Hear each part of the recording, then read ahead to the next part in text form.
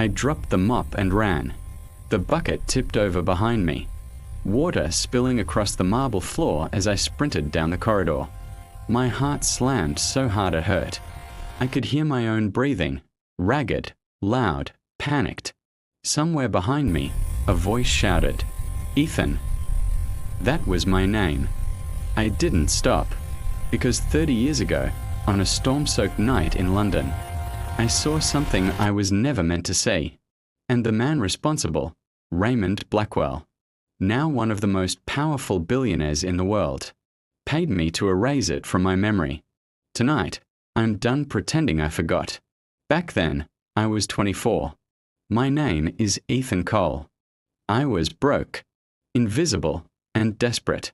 Enough to work nights cleaning a private office building owned by a man who wasn't famous yet, but already dangerous.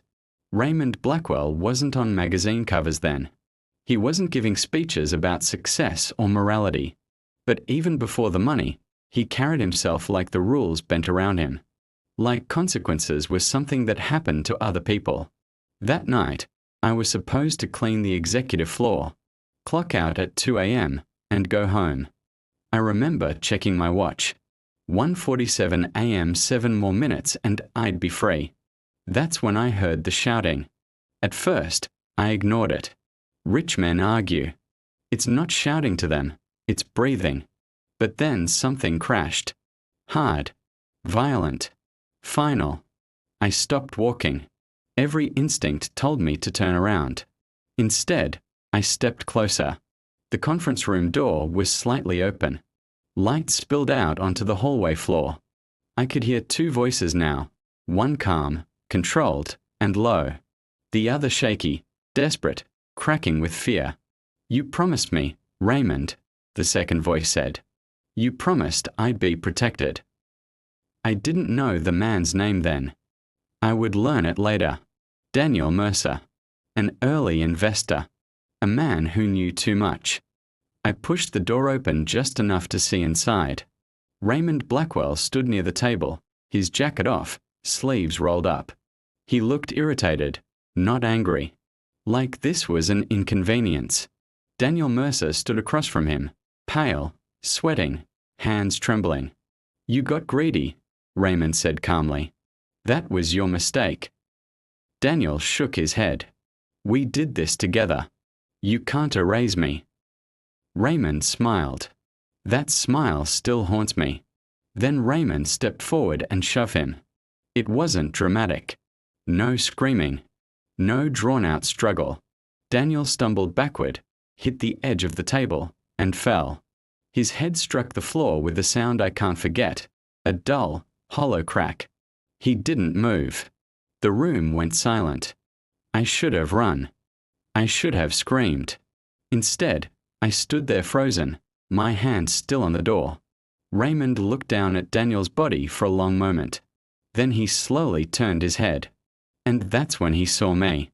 Our eyes met. I was waiting for panic, rage, fear. What I saw instead was calculation. In that moment, I understood something terrifying. This wasn't unexpected for him. "Who are you?" he asked. My mouth opened, but nothing came out. "Cleaning staff," he said for me. He nodded, like that settled everything. Within minutes, men arrived. Not police, not paramedics, men in suits, quiet, professional. One of them gently took my arm and guided me out of the room. "Go home, Ethan," he said, using my name. That was when fear truly set in. They already knew who I was. By morning, Daniel Mercer was gone. No ambulance, no sirens, no report. The conference room was spotless. So clean it was like nothing had ever happened. I didn't sleep that night, or the next. Every sound outside my flat made me jump. Every knock on the door felt like the end. 2 days later, I received a call. "Mr. Blackwell would like to see you." I thought I was going to die. Instead, I was taken to a private office. Raymond was waiting for me, sitting comfortably, sipping tea like this was a casual meeting between colleagues. He gestured for me to sit. "I appreciate loyalty," he said. even accidental loyalty. He slid a folder across the desk. Inside were bank documents with my name printed neatly at the top. An amount so large my hands started shaking. 2 million pounds, tax-free, clean, or so he claimed. "You didn't see anything," Raymond said softly, "and this ensures you never have to remember it." I asked him why. He leaned back in his chair. "Because memories can be dangerous things, Ethan, and I'd hate for yours to ruin your life." It wasn't a threat. It was worse. It was certainty. I took the money. That decision followed me for 30 years. I quit my job. I left London. I changed addresses, phone numbers, routines. I never spoke about that night. Not to friends, not to family, not even to myself. And Raymond Blackwell? He rose. Companies, acquisitions, headlines, billions. They called him a self-made genius, a visionary, a man who built an empire from nothing. Every time I heard his name, my stomach twisted. Because I knew what his empire was really built on: fear, blood, silence. For years, I told myself I had no choice, that speaking out would only destroy more lives, including mine, that the money was the price of survival. That lie worked, until it didn't. Because silence rots you from the inside. And the night I saw Raymond Blackwell receive a humanitarian award on live television, smiling as they praised his integrity, something inside me finally broke. If you're still watching right now, you're already part of this story. Like this video, subscribe, leave a comment. Engagement matters more than you think. It keeps this truth alive. In the next part, I'll tell you what Raymond Blackwell really used that money for, and the one mistake he made that convinced me he's no longer untouchable. For a long time, I convinced myself I had escaped. I moved to Manchester first, then Leeds, then farther north. I kept my head down. I took ordinary jobs, warehouse shifts, delivery work, anything where no one asked questions. I avoided attention like it could kill me, because in my mind, it could. The money sat untouched in the account for months. Every time I logged in and saw the balance, my hands shook. 2 million pounds doesn't feel like freedom when you know what it cost. It feels like evidence. Eventually, I started using it. Rent, food, basic survival. I told myself I wasn't enjoying it, that somehow made it acceptable. But guilt doesn't care about excuses. Every night, I dreamed of Daniel Mercer. Sometimes he was shouting. Sometimes he was silent, staring at me with accusation in his eyes. Other times it was Raymond Blackwell standing over me instead, calm as ever, asking if I'd remembered something I wasn't supposed to. I never told anyone. Not my parents, not my sister, not even the woman I married years later. Silence became my second skin. And Raymond Blackwell became everything. His companies exploded: tech, real estate, energy. His name appeared in newspapers, then on television. His face aged, but his confidence never cracked. The man I saw shove Daniel Mercer to his death was now shaking hands with politicians. I watched him from a distance like you'd watch a storm, aware of its power, hoping it never noticed you. Then something happened that changed everything. 10 years after that night, I received a letter. No return address, no stamp, just my name typed neatly on the envelope. Inside was a single sentence: "I trust you're still being sensible." No signature. I threw up. That was when I realized the truth. Raymond hadn't forgotten me. He never would. From that moment on, I lived with the understanding that my life was conditional. That as long as I stayed silent, I was allowed to exist. The money wasn't payment. It was insurance. For him. Years passed. My hair grayed. My daughter was born. Holding her for the first time nearly destroyed me. Because when you become a parent, you stop thinking only about survival. You start thinking about what kind of world you're leaving behind. Raymond Blackwell, meanwhile, reinvented himself. He donated to charities. He funded hospitals. He spoke about ethics, responsibility, Legacy. I watched one interview where he said, "True success is about giving back." I turned the television. The breaking point came on a cold evening, 30 years after Daniel Mercer died. I was scrolling through the news when I saw the headline, "Billionaire Raymond Blackwell to receive Lifetime Humanitarian Award." The article mentioned his early struggles, how he built everything from nothing, how he overcame obstacles through determination and integrity. Integrity. I felt something inside me snap. Because Daniel Mercer's family never got answers. Because his name never appeared in any article. Because the world celebrated a man whose rise was lubricated by silence and blood. That night, I pulled out the folder I'd hidden for decades. I'd kept everything. Old bank statements, dates, locations. A photocopy of a security badge I'd taken by accident that night. Even a handwritten note. One of Raymond's men had dropped it in the conference room during the chaos. I didn't know why I'd kept them. Maybe part of me knew this moment would come. I realized something else, too.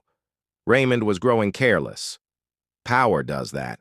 He'd lived too long without consequences, too long without anyone daring to challenge his narrative. And powerful men always make the same mistake. They start believing their own myth.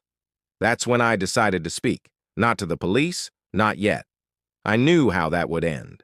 Evidence disappears. Stories get buried. People like Raymond don't fall because one person tells the truth. They fall when the truth becomes impossible to silence. That's why you're hearing this now. If you're watching this and wondering why I didn't come forward sooner, ask yourself this. Would you have spoken if the cost was your family's safety? Silence wasn't cowardice. It was survival. But survival without dignity is its own kind of death. Raymond Blackwell believes he won. That time erased the crime. That money erased the witness. He's wrong, because silence doesn't erase guilt. It compounds it. If you're still watching, this is the moment where your role matters. Like this video. Subscribe, share it, comment. Every interaction makes it harder for this story to disappear. Algorithms protect visibility better than locks ever did.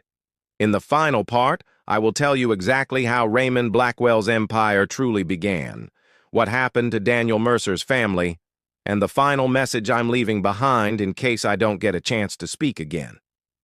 Because after tonight, there is no going back. The truth he couldn't bury. Daniel Mercer was not a nobody. That's the part of the story Raymond Blackwell counted on the world never discovering. Before Raymond became a billionaire, before the press, before the awards, Daniel Mercer was the man who made everything possible. He wasn't flashy. He didn't like attention.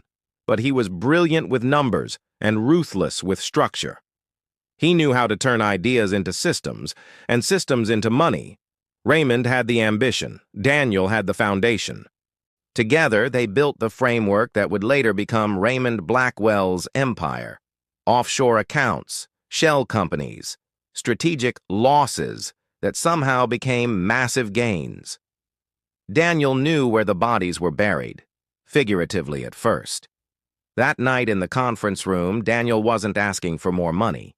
He was asking for protection. Something had gone wrong. A regulatory investigation. A paper trail Daniel couldn't erase fast enough. He wanted Raymond to slow down, to clean things up properly, to avoid exposure. Raymond didn't want delays. He wanted silence. Daniel's death was ruled an accident, unofficially. No report, no autopsy, no questions. His family was told he'd vanished under unclear circumstances. No body meant no closure, just endless waiting. Raymond Blackwell used that gap perfectly. Within 6 months of Daniel's disappearance, Raymond absorbed Daniel's shares. Within a year, the company went public. Within 5 years, Raymond was worth hundreds of millions.